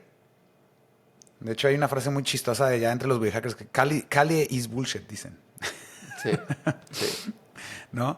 Entonces, les recomiendo el libro de Sally Norton que se llama Toxic Superfoods. Es muy buen libro. A mí me cambió la forma de ver los granos y las vegetales y todo. Fue como que otro salto. Fue como que terminó de confirmar ya el hecho de que, pues, o sea, ¿cuál es? Volvemos a alimentación, ¿no? La fórmula secreta para mejorar tu tiroides, la alimentación. Aléjate de... Sí. ¿No? Aléjate de exceso de hojas verdes, de los granos, de las semillas. Sobre todo las semillas, ¿no? Cuando hablamos de la tiroides escuchamos mucho el término Hashimoto. ¿Qué es? El Hashimoto es una enfermedad en la cual tu sistema inmune crea anticuerpos contra las células de tu glándula tiroides. Y eso hace que se destruya la glándula tiroides. Una vez que te da Hashimoto, ya es muy difícil pararlo. ¿Qué es lo que ocasiona el Hashimoto? El Hashimoto está ocasionado por todas esas cosas que hacen que tu sistema inmune esté enojado y encabritado. O sea, la inflamación crónica. Cuando tú constantemente estás irritando tu sistema inmune, va a llegar un punto en que el sistema inmune, como en una pelea campal, empieza a tirar golpes por todos lados y ya no sepa qué le está tirando golpes. Si tú estimulas y estás consumiendo cosas que estimulen tu sistema inmune constantemente, estamos hablando de todos los alimentos que ya platicamos que no se deben de consumir, ¿verdad? Tu sistema inmune entonces lo que hace es irse contra la tiroides. Pero así como se va contra la tiroides, se puede ir contra el hígado y darte lupus eritematoso sistémico. Así como eso se va contra tus articulaciones y es artritis reumatoide. ¿Ok? Entonces es un problema. Tu sistema inmune siempre que tú lo estés irritando constantemente, estés inflamado constantemente, va a llegar un punto en que va a empezar a darte problemas en algún órgano porque va a empezar a crear anticuerpos específicamente que se van contra ese... ¿Por qué? Porque se empieza a confundir. ¿No? Entonces, ese es un problema bien grave. La tiroides de Hashimoto, una vez que empieza, ya no para. Y ya no hay forma de evitar que termine de destruir tu tiroides. Hay cosas que pueden ayudarte a frenarlo lo más que se pueda. Y estás hablando ya de sustancias que bajan tu sistema inmune. Yo prefiero mejor reishi o maitake, ¿no? Inmunomoduladores que sean naturales. Porque te vas al Metrotexat o te vas a las nuevas sustancias que regulan tu sistema inmune, sí, pero te dan la madre otros sistemas. Claro. ¿ya? Entonces, para el tema de la tiroides es súper importante sacar la vuelta a las semillas y a los vegetales que son ricos en oxalatos. Buenísimo. Vamos con otra que está satanizada, demonizada, que llega a ser el estrógeno. Y más que todo por toda esta ola de masculinidad que ha venido, aumenta tu testosterona. Y no sé por qué el estrógeno no ha recibido tanta atención como la testosterona, porque igual es una hormona sumamente importante. Obviamente tiene cons, pros, pero a ver, explícanos un poco lo que es, para los que igual no entienden, y de ahí hablamos sobre cómo balancearlo. Pues, mira, las hormonas sexuales tienen diferentes funciones, ¿ok? Cada una tiene su papel en la vida del ser humano. Y depende del sexo, es la cantidad de hormonas. Recordemos que las mujeres tienen un sistema dual hormonal y los hombres tenemos un sistema lineal. Y todo tiene mucho que ver con el tema de supervivencia, reproducción, etc. El estrógeno es importante para el hombre, así como la testosterona, pero a niveles óptimos. ¿Ok? La testosterona da rasgos sexuales masculinos y los estrógenos dan rasgos sexuales femeninos. ¿Ok? Entonces, aquí es muy importante entender que ambos sexos producen ambas hormonas. Nada más que los hombres producimos mucha testosterona y las mujeres producen más estrógeno. Pero también las mujeres tienen testosterona. Cuando las mujeres producen un exceso de testosterona, hay un síndrome de virilización. ¿Ok? En las mujeres, ¿qué sucede? Hablan más así, les salen bigotillos, pueden tener problemas diferentes hormonales en los ovarios, poliquístico, etcétera. De hecho, el ovario poliquístico tiene una situación ahí medio especial en el tema de la producción de testosterona. Entonces, las mujeres empiezan a tener problemas de hirsutismo, la habilidad emocional, etcétera, porque tienen los niveles muy altos de testosterona. En los hombres, tener los niveles altos de estrógeno producen lo contrario. Pero mucha gente dirá, o sea, se van a poner así como mujeres y muy sentimentales y como cuando tienen su periodo. No. El estrógeno, o sea, aquí es muy chistoso porque se habla de masculinidad tóxica. Ya. Tú hablas de un masculino tóxico y lo relacionas ¿a qué? A la testo. Oh, los hombres tienen mucho testo y son agresivos. Y eso es un error muy básico de la gente, pensar que la masculinidad tóxica está asociada a la testosterona. Porque resulta que cuando un hombre tiene niveles de testosterona ideales, es asertivo. Tiene confianza. Tiene confianza en sí mismo. Expresa su sexualidad. Va con todo lo que quiere. Es agresivo, pero focalizado o lo canaliza de otra manera, no emocionalmente. Claro, sí. Y cuando un hombre tiene mucho estrógeno como hoy en día, eres agresivo, pero agresivo pasivo o agresivo emocional. Tienes problemas de la habilidad emocional. Tienes frustración. Y tiendes a ser un hombre agresivo y tiendes a tener ese como tema de ser más tóxico. ¿Y qué es lo que causa la elevación en los estrógenos en los hombres? Pues muchas cosas, que si quieres ahorita platicamos de ello. Pero sí, definitivamente, el hecho de tener testosterona hace que la civilización sea más fuerte. La testosterona es la hormona que nos ha llevado a donde estamos. Al espacio, a tener civilización, a construir, obviamente también lleva un poco las guerras y todo, pero pues son parte de movimientos sociales ¿no? Pero al final del día es súper importante que una mujer produzca suficiente estrógeno porque es una mujer con estrógeno, es una mujer que, una mujer con niveles normales de estrógeno es importante porque es una mujer que puede reproducirse. Es una mujer que tiene esa parte emocional positiva. Complementa la testosterona del hombre. Pero definitivamente en el hombre sí hace mucho daño el tener niveles altos de estrógeno, ¿no? Las hormonas sexuales no son difíciles de entender. Aquí es bien fácil, o sea, se las resumo con lo que estamos hablando. Estrógenos son rasgos femeninos y testosterona son rasgos masculinos, positivos. Pero en este caso, para las personas que están escuchando esto, porque igual la primera vez que yo me metí de lleno a ese tema, dije, ok, quiero eliminar el estrógeno, pero gran error. ¿Por qué? Porque entonces, si tú eliminas el estrógeno, vas a empezar a tener problemas hormonales directamente en el tema reproductivo. Número uno. Y va correlacionado igual. Va correlacionado, exactamente. No puedes tener pura testo y nada de estrógeno. Si no tienes estrógeno, no vas a tener muchos problemas. No tienes apetito sexual. No tienes apetito sexual. Ese es uno de los principales problemas. No te puedes reproducir. La motilidad espermática, la formación de células de Leydig, en el tema de formación de espermatozoides, Disfunción eréctil. disfunción eréctil, exactamente. Así es, así es. ¿Y por qué? Porque el cuerpo es sabio. La biología del cuerpo es sabia. Millones de años de evolución no nos van a venir a enseñar nada a nosotros. O sea, la evolución es la que dicta las cosas. ¿Okay? ¿Qué 3 factores están subiendo los niveles de estrógeno? Pues mira, yo creo Los que... 3 más alarmantes que se te ven ahorita, porque sé que hay muchísimos. ¿Podría nombrar 3? O si quieres más. Que son los más bueno, vamos a decir, Ok. vamos a empezar con 3 que son los más importantes. Ok, y los que quieras igual. Ujú. Los microplásticos en el agua Ujú. son estrogenizantes.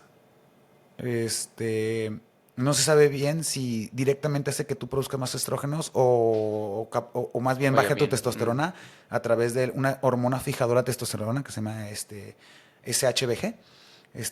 Y es un problemón. Los plásticos en todos lados hay plástico. O sea, si tú ves el garrafón que está allá, es plástico. Todo el agua que consumimos tiene plásticos. Y es peor cuando se calienta, por ejemplo. Sí, claro. Sí, sí, sí. ¿No? Es un tema muy, muy, muy, muy interesante el tema de los plásticos. Yo trato de evitar plásticos a todo costo. O sea, trato de comprar agua en botella en vidrio, o trato de consumir agua de manantial o filtrarla a través de un proceso de ósmosis reversa, etcétera. Y otro problema también muy grave son las radiaciones no ionizantes. Estamos rodeados de todo eso. Desde Wi-Fi. 5G, o sea, Wi-Fi, el celular, el reloj. Es un tema. Estamos rodeados de radiaciones y todas las radiaciones hacen que tu testosterona se baje. ¿Ok?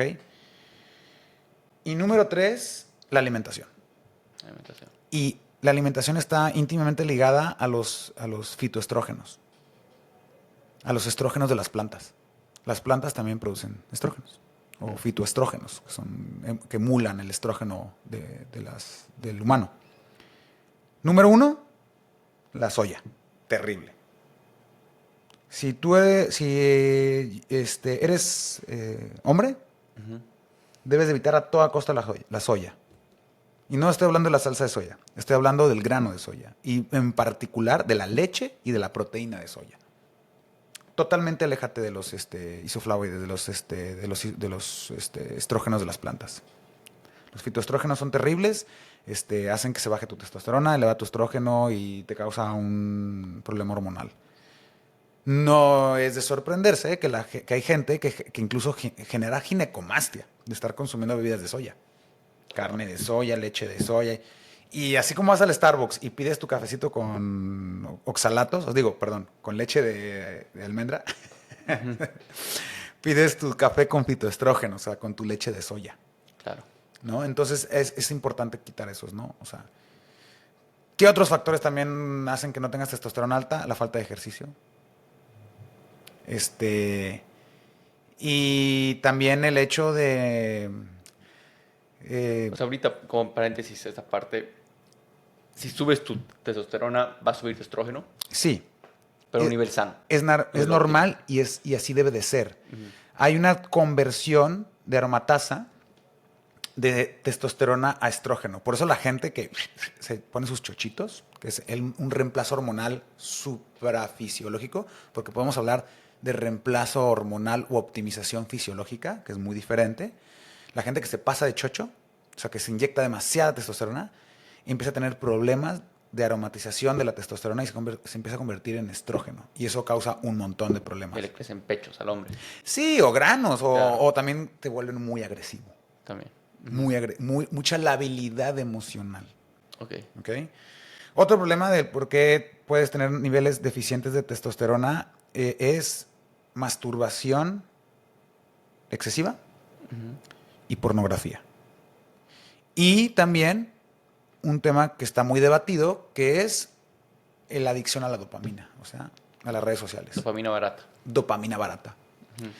¿Y por eso no es de sorprenderse que en los últimos estudios de niveles de testosterona en la población que han sacado, resulta que la gente que vamos a hablar de ellos como late millennials y generación Z, están teniendo muchos problemas con la testosterona. Tenemos 40-50% menos, ¿no? menos de lo que tenían nuestros abuelos. Y eso tiene que ver mucho con el tema de social también, supresión de la masculinidad. ¿Sabes? No seas tan tóxico. El hecho de que estamos siendo constantemente bombardeados con una cultura de la facilidad. Ya no vamos a la naturaleza y luchamos por nuestra vida, ¿sí? Aquí es donde viene una frase bien importante que dice que tiempos fáciles hacen hombres débiles y tiempos difíciles crean hombres fuertes. Y es porque la testosterona está total y completamente ligada también a la supervivencia y al estrés. Si tú eres un hombre que se pone retos, que sales a la naturaleza, que te expones a los elementos, que aprendes a luchar, que haces deporte, que comes bien, que evitas mucho mugrero y le grindeas duro, sabes que la vida no es fácil, vas a tener niveles altos de testosterona porque estás estimulando al cuerpo a ser hombre. El problema de hoy en día es que pues esta falta, vamos a decirlo así, de identificación de los sexos, porque es un poquito, ¿no? Ya sabes, ese tema de... Claro. O sea, hombres son hombres, mujeres son mujeres. Punto. Tienes que actuar como hombre, tienes que actuar como mujer, la identificación de los sexos. Pero hoy en día también hay mucha presión por ser más una cosa muy rara, que es ser como un híbrido entre los dos. Y no. Ser lo que tú quieres. Y listo. Listo. Y el cerebro lo interpreta. Nuestros pensamientos tienen efectos muy interesantes en nuestro cuerpo. Si tú no te ves como un hombre y constantemente estás bombardeado por una onda de que no seas tan varonil y no seas tan masculino y no seas tan tóxico y no... Eso hace que tú disiernes, o sea, de tu principio de vida y empieces pues sí, no puedo ser tan así, ya te vas más a una polaridad femenina.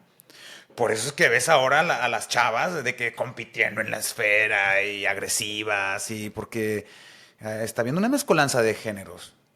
Y eso ocasiona que el hombre no se identifique con la masculinidad y eso hace que tú también testosterona vaya para abajo. No solamente es el hecho del plástico y de no comer bien y no hacer ejercicio y estarte masturbando todo el día y viendo pornografía. O sea, es una combinación de todo lado. Falta de ejercicio, cultural, presión social, todo. O sea, no se puede echar la culpa a solamente un factor, ¿no? Así es. No es como que, es por esto o por otro. No, es un factor. Es el hecho de mala alimentación, microplásticos, presión social, falta de actividad física, como tú dices. A todo eso es lo que está ocasionando una pandemia de testosterona baja. Ahora que estamos hablando un poco de esta sexualidad masculina, y gran parte de nuestra audiencia igual son hombres, hay muchos temas que se toca acá.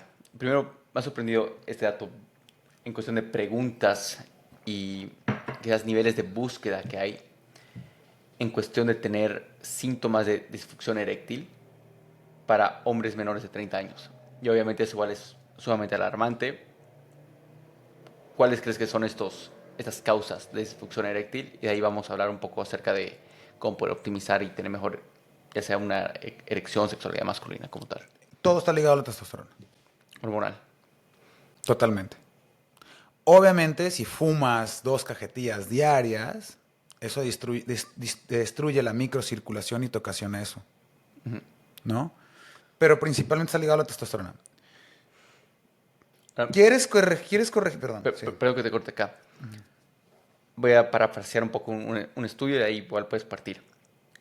Este estudio muestra un poco de que hay 3 causas. 1, el nivel hormonal, testosterona, en los hombres. 2, el flujo sanguíneo. 3, el pelvis, se podría decir, pelvis. Y 4, que igual va un poco relacionado con el flujo sanguíneo, que es la presión que tienes en el cuerpo. De ahí te debo explicar cada una de esas 4 para que igual puedas partir. Sí, mira, todas se relacionan. Por una mala alimentación, esto ocasiona que haya un síndrome metabólico y el síndrome metabólico a la vez hace que haya una hipertensión. Esto a la vez hace que haya una glucosilación avanzada, que haya destrucción de los vasos sanguíneos del cuerpo cavernoso del pene, etcétera. Y obviamente esto hace que también secundariamente baje tu testosterona y etcétera. O sea, creo que los tres pilares del tema de disfunción eréctil es la alimentación, una mala alimentación, que te acerquen obviamente a un síndrome metabólico, la falta de ejercicio, y que hace que obviamente esto impacte tus niveles hormonales. Yo le digo a muchos clientes, oye, ¿cómo puedo optimizar mis erecciones? O vamos a hablar de disfunción eréctil, porque hay diferentes grados. O sea, está la disfunción eréctil que no se te para. ¿Qué tanto piensas que son psicológicos? Es muy psicológico en los hombres Bueno. también. Y ahí entran dos factores muy importantes. O sea, ahí vamos. O sea, no se te para o no tienes una erección porque tienes una mala circulación, tienes un síndrome metabólico, tienes una hipertensión, tienes las hormonas bajas, o no se te para porque eres inseguro de ti mismo, no sabes cómo hablarle a una mujer, o sientes que no vas a tener un buen rendimiento sexual, o estás deprimido crónicamente. Obviamente están ligados, pero vamos a decir esas dos partes, ¿no? La parte física y la parte emocional, psicológica. Ya. ¿Sí estamos de acuerdo? O sea, Son igual de importantes ambos. Sí, claro, claro. Y entonces, mucha gente, vamos a hablar de disfunción eréctil. Entonces, hasta que no se para, eso ya no tienes remedio. Tienes que tomar vasodilatadores o tienes que ponerte una prótesis de pene. Puede ser causado por muchas cosas, desde priapismo, que es cuando se te pone muy duro y no se te baja y tienen que inyectarte para bajarte el pene porque estás consumiendo antidepresivos, etcétera. Otro es un daño, que se te rompa, porque se puede romper el pene. Hay que tener cuidado al hacer el amor porque te puede romper el pene. Y obviamente también la depresión crónica, etcétera. Y luego está el tema del grado de erección. La erección se cataloga de 1 al 5. El 5 es rigidez durísima completa, que normalmente esa la alcanzas cuando estás acercándote al orgasmo, cuando está muy duro tu pene. De ahí, normalmente cuando tienes relaciones sexuales, estás entre un 3 y 4. Está como, ¿no? 1 y 2 sería como muy, o sea, paradito pero flácido o medio Blando. despierto, blando. ¿Sí? Si tú no llegas a 5, tienes problemas de erección. La eyaculación precoz es un tipo de ID. No se considera. La eyaculación precoz es un tema psicológico y de sensibilidad del pene. Okay. De despolarización de las neuronas que ocasionan el orgasmo. Pero ese lado psicológico luego puede causar igual una parte de ID. Totalmente. ¿Estamos de acuerdo? También totalmente. Y es importante identificar si tu problema es un problema fisiológico, o sea, químico, físico de tu cuerpo, ya sea circulación o problemas principalmente de circulación o trastornos hormonales, o es un tema psicológico. ¿Cómo diferencias? O sea, ¿cómo lo identificas? Pues mira, hay muchas anécdotas. Te lo voy a ejemplificar en la anécdota de cómo lo hacía uno, o cómo nos platicó que lo hacía uno de nuestros maestros de urología en la facultad. Voy a sonar un poco masculino tóxico. Yeah. Él decía, mira, ¿no se te para? No. Bueno, contrata una prostituta. Si se te para con la prostituta, el problema es tu esposa, es psicológico. O sea, es una idiotez, sí. Pero al final del día, ¿no? Tiene que ver mucho con los cues excitatorios del hombre, ¿no? Si estás en una etapa de otra vez a los... Si es que te estás excitando, el problema no sí, eres tú, todo es la otra persona. Todo se resume en eso. O sea, a lo mejor el tema... O tienes una depresión. Ok, sí. Que igual la depresión igual es un factor sumamente importante en ese tema del ID. Si tú le das un vasodilatador potente como un Viagra y no se le para, a pesar de que tiene el deseo, es un tema fisiológico, tienes problemas circulatorios. Si eres una persona que con una revista pornográfica, con una película pornográfica, con otra mujer, etc., tú tienes una erección, entonces es un tema psicológico.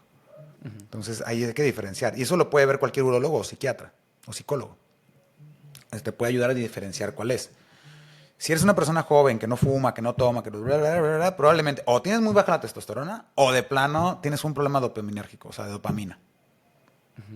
O sea, estás viendo mucha pornografía y te estás masturbando mucho. Si eres joven, ¿cuál es lo mejor que puedes hacer? O sea, serían mis consejos para que tuvieras una mejor sexualidad? Mejores erecciones. Mejores erecciones. Ujú.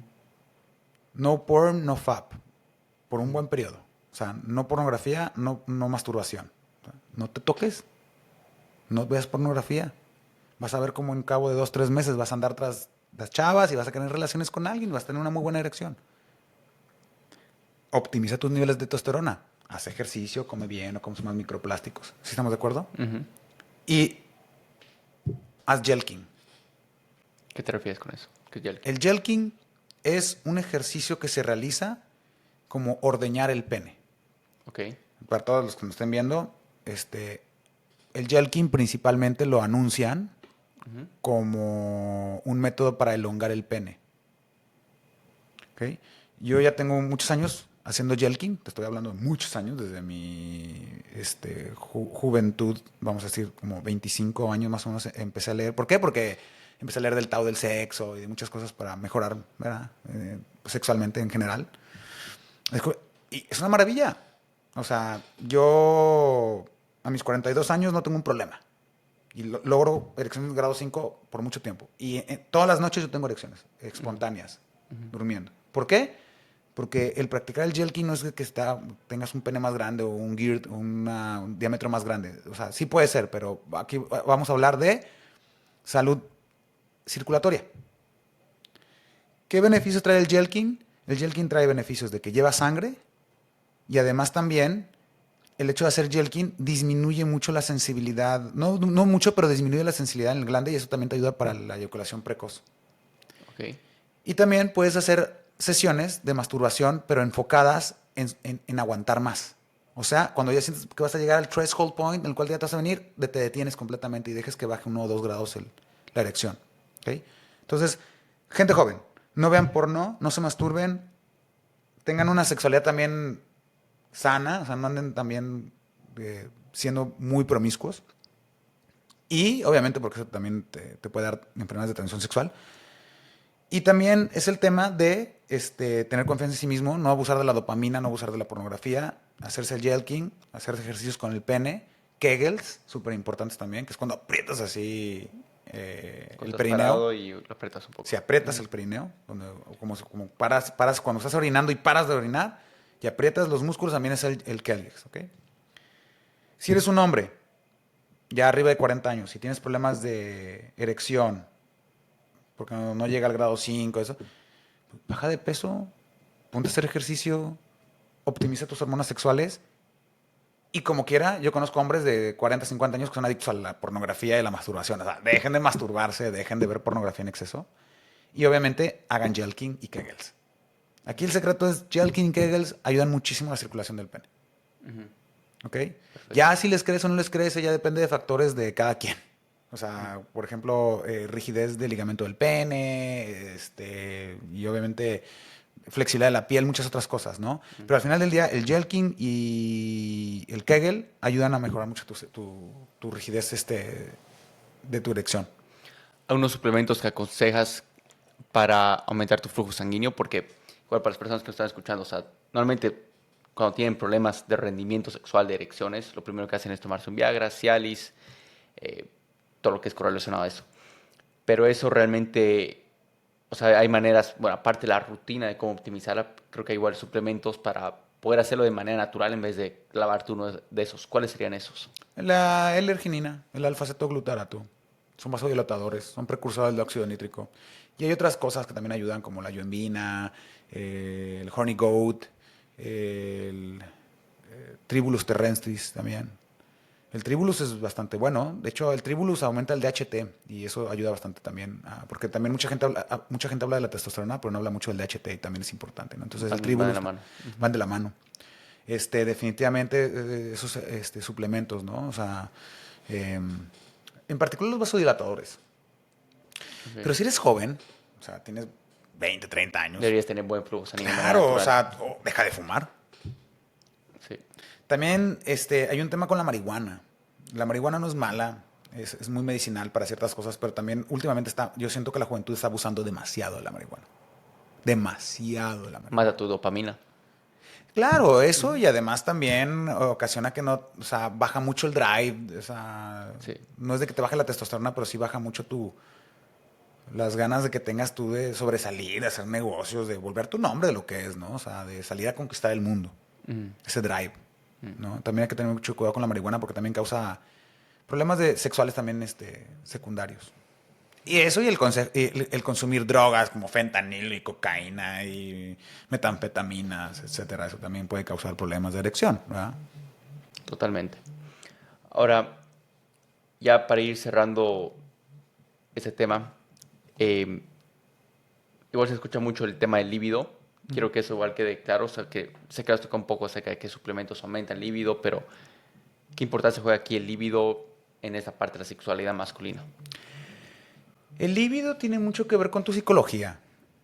Ok, es más la excitación. O sea, definitivamente el hecho de que tengas niveles hormonales es muy importante. O sea, Totalmente de acuerdo. asumiendo que eso está bien. Pero asumiendo que tengas así, la sexualidad humana es muy diversa.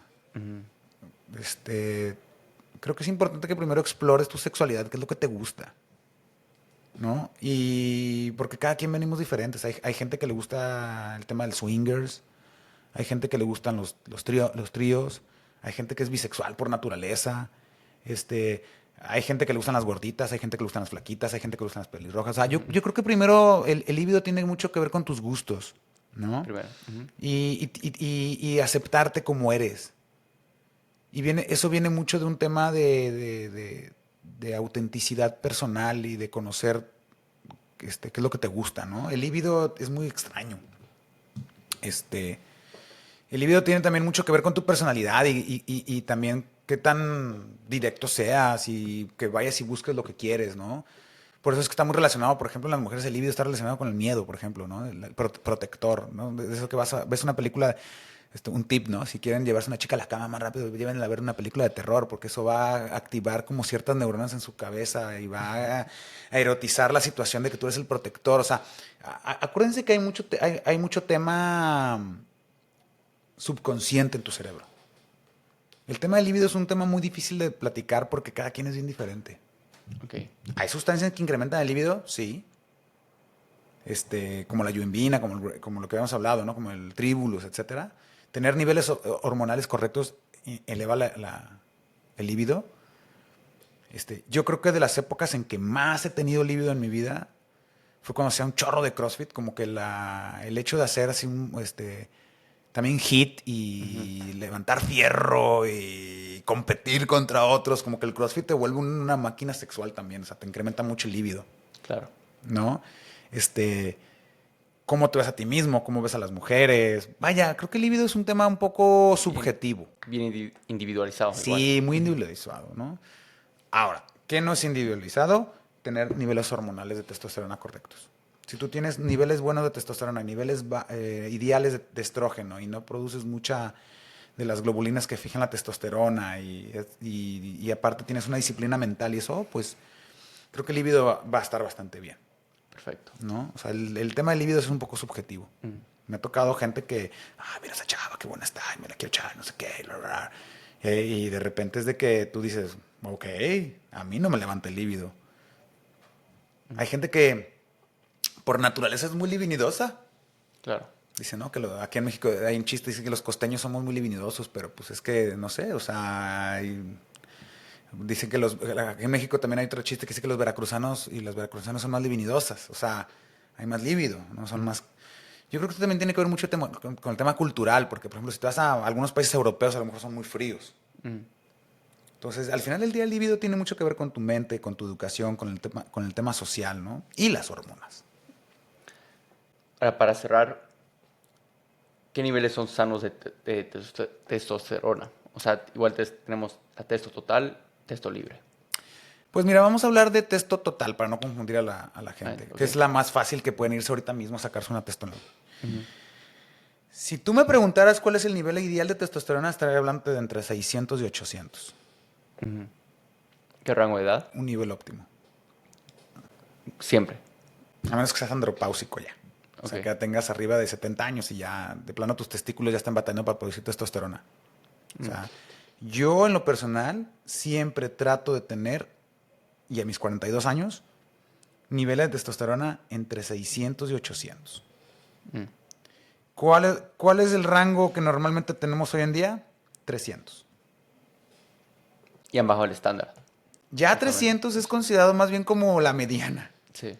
Que para un estándar de hace 30 años, 40 años, sería como que bajo. ¿Y lo tuyo es con TRT o 100% natural? Fíjate que en realidad todavía no he comenzado con TRT. Yo soy muy frontal, soy muy sincero. Así como hemos platicado en varios podcasts he platicado de mis experiencias personales. También hemos platicado de temas controversiales como el cannabis, como los psicodélicos, etcétera, y todo. Yo soy un biohacker. A mí me gusta probar de todo. Y ver qué efectos positivos, cómo puedo lograr la mejor versión de mí mismo. Hace muchos años llegué a probar los anabólicos. Sí, definitivamente quise investigar qué pasaba con mi cuerpo con los anabólicos. Resulta que me va muy mal. No soy una persona que le caigan muy bien los anabólicos suprafisiológicos. Por eso es que no peso 100 kilos y estoy así como... Porque si fuera así, estaría así, ¿no? Tengo un buen físico, sí, pero porque hago mucho ejercicio, me cuido en mi dieta. Entonces, en realidad no he seleccionado el TRT. ¿Algún día haré TRT? Definitivamente. Definitivamente cuando yo ya no pueda, de manera natural, por Producir edad, esto. mantener un nivel de testosterona arriba de 500, 600, definitivamente voy a hacer mis programaciones de ciclos de TRT.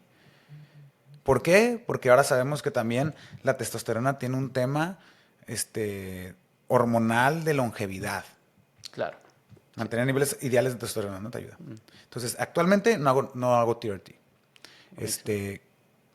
Pero repíteme la pregunta, ¿por qué hemos llegado a este tema? No, solo te pregunté si lograste esos niveles. Sí.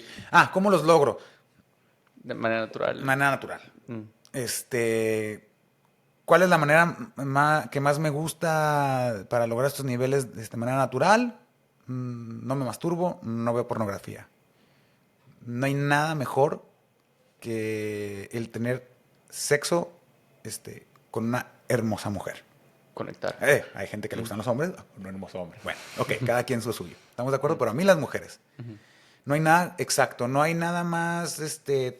Mi ideología de vida es no ser promiscuo y seleccionar bien a las mujeres con las que estás, ¿no? Eso le va mucho a tu testosterona, una buena sección sexual.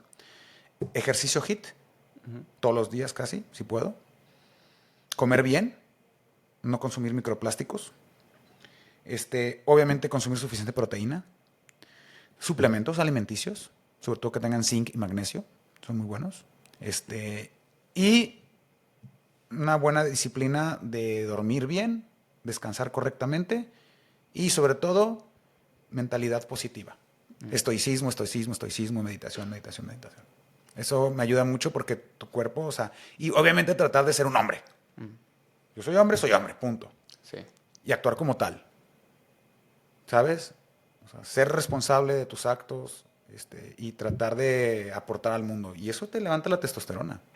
Totalmente. Ahora ya para ir cerrando, si tuvieras un último mensaje, asumiendo que todo tu contenido, podcast que has hecho, desaparecen, ¿cuál sería ese último mensaje? A toda la gente que me ha visto en podcast, mi último mensaje, o un mensaje si va a desaparecer y nada más se queda ese mensaje. Una buena pregunta. Creo que mi mensaje sería el mismo que Hipócrates. O sea, que el alimento sea tu medicina y tu medicina sea tu alimento. O sea, cuida tu alimentación.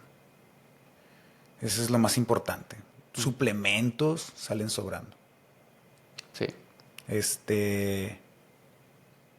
El tipo de deporte que practicas o eliges sale sobrando. O sea, en la base está lo que tú ingresas en tu cuerpo todos los días. Eso es lo más importante. Totalmente. Cuiden su alimentación. Buenísimo. Listo, Patrick. Muchas gracias. ¿Dónde puedes saber más acerca de ti? Pues se pueden meter a mis redes sociales. Tengo Instagram y tengo Facebook, sobre todo el Instagram. La verdad es de que les voy a ser bien sincero, mucha gente me pregunta, oye, casi no sabemos de ti, más que por podcast, de que has estado en muchos podcasts. Es que ya me he alejado de las redes sociales. Y me he alejado de las redes sociales porque creo que si no las sabes manejar y te vuelves muy dependiente de ellas, te puede hacer daño. Claro. ¿No? Entonces trato de no tener, o sea, ¿no? Eso, y aparte soy muy ocupado tratando de ayudar a la mayor cantidad de personas de otras formas, ¿no? Claro. Entonces, yo pienso que la mejor forma de contactarme, si tienen dudas, sería a través de ti, y tú me puedes mandar las preguntas, o, porque pues tú tienes mi WhatsApp y normalmente lo comparto, y a través de tus redes. Y si se quieren meter a mi Instagram, mandarme mensaje, me tardo a veces un poquito en contestar, pero sí contesto. Va, buenísimo. Lo vamos a poner acá igual los enlaces. Ok, muchas gracias, Patrick. Para servirte, hermano, y a todos que tengan excelente vida. Y yo creo que una lección importante aquí para todos es el hecho de que si eres un hombre productivo y quieres optimizarte, creo que lo más importante es primero cómo te ves a ti mismo y qué es en lo que te quieres convertir y lograr. Sí, ¿verdad? totalmente. Entonces, mucha suerte a todos y éxito en su vida. Gracias, Patrick. Gracias por llegar hasta el final. Si te gustó el episodio, por favor, compártelo de la misma manera que lo encontraste. Y puede que estés viendo o escuchando el episodio, pero no estás suscrito. Así que te invito a suscribirte a nuestro canal de YouTube, Spotify o Apple Podcasts. Estas son las maneras totalmente gratuitas, cero costo de apoyarnos. Esto mismo nos permitirá llegar al siguiente nivel, trayendo a los mejores speakers, expertos y emprendedores de clase mundial de la TAM, como también llegar a personas que quieren llevar su vida al siguiente nivel, igual que tú. Y si tienes preguntas, comentarios o simplemente sugerencias de invitados o temas que te gustaría que cubra, por favor déjanos saber en los comentarios. Leo personalmente cada uno de ellos. Y si no pudiste tomar nota de algo importante durante el episodio, no te preocupes, lo hicimos por ti. Puedes visitar las notas del episodio en nuestra página web creadores.co o en la descripción misma. Y por último, te invito a suscribirte a nuestro newsletter, totalmente gratuito, donde mensualmente recibirás en tu inbox protocolos, aprendizajes y otro tipo de noticias que creo que te puedan servir. Para esto, simplemente vas a creadores.co/newsletter. Nos vemos en el siguiente episodio.